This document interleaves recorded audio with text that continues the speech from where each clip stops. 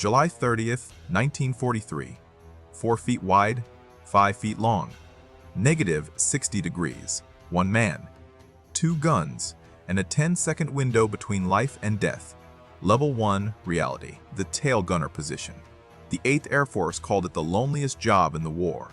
Separated by 40 feet of aluminum from anyone who could help, surrounded by plexiglass, watching enemy fighters dive at 350 miles per hour straight toward your face. The statistics told the story. Average B-17 crew, 11 missions before being shot down. Tail gunners? They died faster. Direct power's fatal weakness. Staff Sergeant Michael Aruth had a problem. The Army training manual said, wait until 300 yards. Conserve ammunition. Fire in short bursts. But waiting meant dying.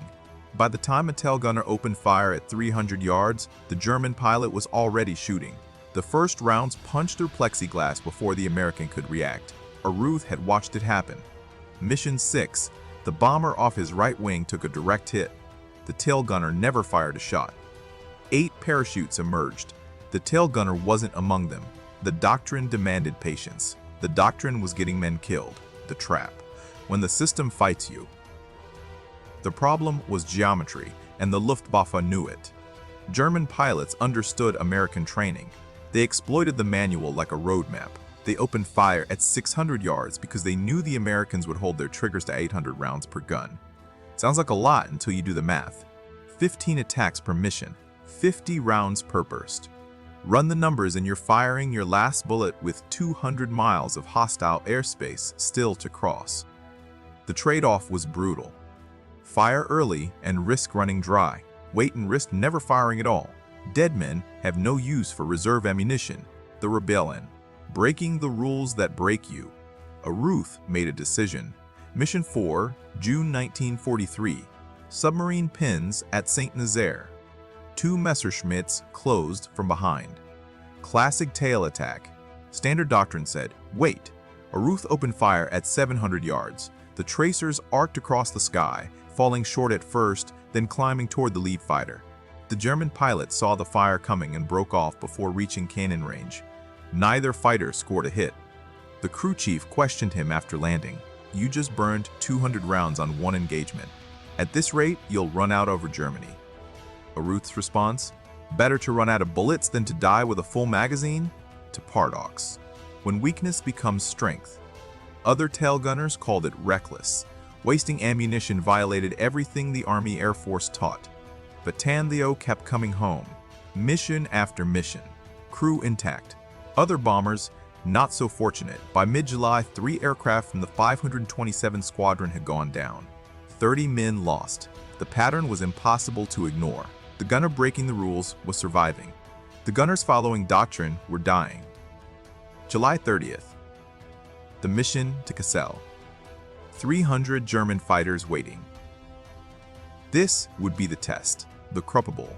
Level 3 emerges. At 11:42, the first Messerschmitts appeared.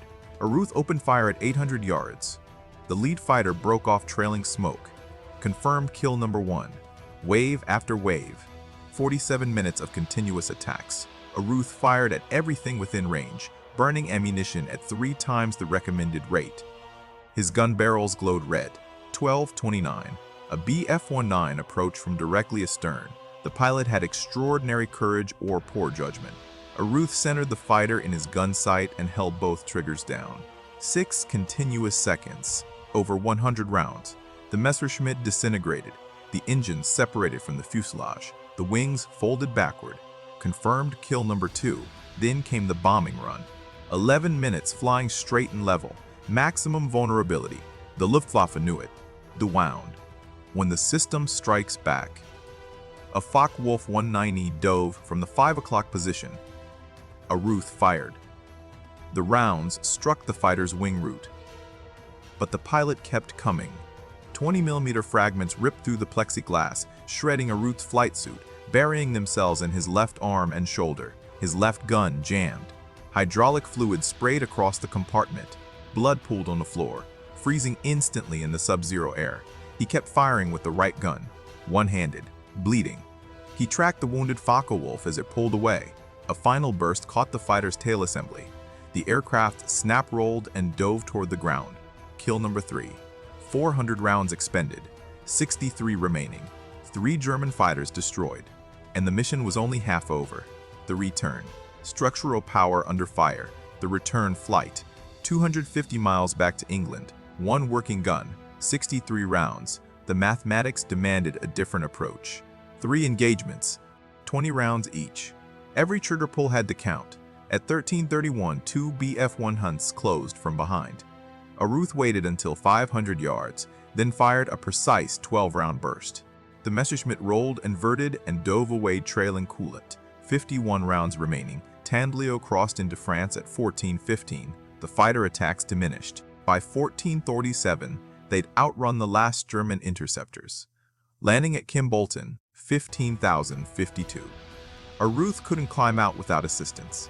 Ground crew pulled him through the narrow hatch. The flight surgeon counted 11 separate fragment wounds. The transformation. Ideology takes root. Word spread through the 379th Bombardment Group. The tail gunner on Tandleo had scored 3 confirmed kills and 2 probables while wounded, operating a single gun with 63 rounds of ammunition. Other tail gunners started asking questions. The doctrine said, wait until 300 yards. Aruth opened fire at 800. The doctrine said, conserve ammunition. Aruth was still alive. By mid-August, 3 other tail gunners had adopted variations of Aruth's technique. Their survival rates improved. The bombers they protected returned with less damage. The correlation was difficult to ignore. The ripple. When one man changes the system. September 1943, the 8th Air Force Gunnery Staff completed their analysis. 14 bomber groups, 3 months of data. The conclusions challenged everything American air combat had taught since 1942. Tail gunners who engaged targets beyond 500 yards showed measurably higher survival rates. The early fire disrupted enemy formations, forcing German pilots to maneuver defensively. The ammunition cost was significant, but the trade-off favored the aggressive approach. November 1943, the formal policy change. New gunnery guidelines authorized tail gunners to engage targets at extended ranges when tactical conditions permitted. The approach that had kept Aruth alive was becoming official doctrine. The cost. What power takes. Aruth never saw the policy take full effect. His head injuries from ditching in the English Channel proved more serious than initial assessments. After 3 more missions, medical officers grounded him permanently. Recurring headaches. Vision problems. His combat days were over. Final tally. 17 confirmed kills, 4 probables, among the highest-scoring bomber gunners in the 8th Air Force. Distinguished Service Cross, Distinguished Flying Cross, 2 air medals with oak leaf clusters. The Purple Heart. He'd accumulated more decorations than most pilots, but the real victory, the tactics he pioneered, spread throughout 8th Bomber Command. Tail gunners across the entire Air Force adopted early engagement doctrine. German fighter pilots noticed. Interrogation reports from captured Luftwaffe aircrew mentioned the increased danger of tail attacks. The easy kills that had characterized early bomber interceptions became progressively harder to achieve. The legacy. Ideological immortality. Michael Aruth didn't leave military service after the war. He served until 1962, 15 more years teaching others the techniques that had kept him alive. He married, raised a family, rarely spoke about his combat experiences. The medal stayed in a drawer. The memories stayed locked away. National Memorial Cemetery of Arizona received his remains on February 20th, 1990. Age 70. The headstone listed his rank, his service branch, his war. It didn't mention the 17 fighters he destroyed, or the crews he protected, or the doctrine he helped to reshape. Military cemeteries are full of such understatements. The truth, what this really means. Here's what they don't teach you. Direct power gets you through one mission. Positional power gives you a title. Relational power earns you respect. But ideological power? That changes the system itself. One tail gunner questioned doctrine that was killing men. He chose survival over obedience, action over protocol, results over rules. And because he did, hundreds of other gunners lived. The B-17 tail gunner position no longer exists. The aircraft have vanished. But the principles Aruth demonstrated, the value of aggressive action over passive defense, the willingness to challenge doctrine that's killing people, those principles endure. If this story moved you, hit that like button. Every like tells YouTube to show this to more people. Real stories, real heroism. Forgotten no more. Hit subscribe, turn on notifications. We rescue these stories from dusty archives every single day. Drop a comment. Tell us where you're watching from. United States, United Kingdom, Canada, Australia. Our community stretches across the world. You're not just a viewer. You're part of keeping these memories alive. Thank you for watching. Thank you for making sure Michael Aruth doesn't disappear into silence. These men deserve to be remembered, and you're helping make that happen.